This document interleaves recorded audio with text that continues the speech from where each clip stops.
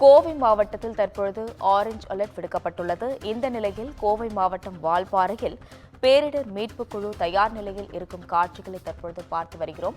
மேலும் இவர்களுடன் துறை சார்ந்த அதிகாரிகளும் தொடர்ந்து கண்காணிப்பில் உள்ளனர். இதுகுறித்த கூடுதல் விவரங்களை வழங்குவதற்காக செய்தியாளர் ஞானசேகரன் இணைப்பில் உள்ளார். வணக்கம் ஞானசேகரன், தற்பொழுது கோவையில் ஆரஞ்ச் அலர்ட் விடுக்கப்பட்டுள்ளது. இதன் முன்னிட்டு பேரிடர் மீட்புக் குழுவினர் தற்பொழுது தயார் நிலையில் உள்ளனர். இதுகுறித்த முழு விவரங்களை பகிரலாம்.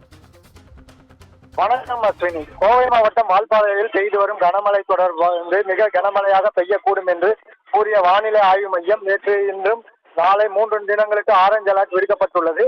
இந்நிலையில் நேற்று முதல் பேரிடர் மீட்புக் குழுவினர் மற்றும் துறை சார்ந்த அதிகாரிகளும் தயார் நிலையில் இருந்து தொடர்ந்து கண்காணிப்பு பணியில் ஈடுபட்டு வருகின்றனர். மேலும் ஆறுகள் நீர்வரத்து அதிகரித்துள்ள நிலையில் சுற்றுலா பயணிகள் மற்றும் பொதுமக்கள் நீர்நிலைகளில் இறங்க தடை விதிக்கப்பட்டுள்ளது.